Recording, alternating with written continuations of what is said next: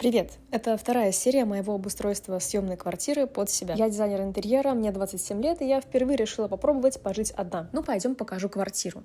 Вот здесь я любуюсь собой в зеркале, а за ним находится гардероб с моими сумочками. Это кухня. В целом окей, здесь я ем, ну и, кстати, работаю тоже. Приятно, что окна панорамные, и вот на балконе летом рабочее место планирую разместить тут. Стенка, конечно, ужасная, я хочу ее продать, но пока что разместила здесь свою коллекцию фигурок из путешествий. Вот немного хвастаюсь.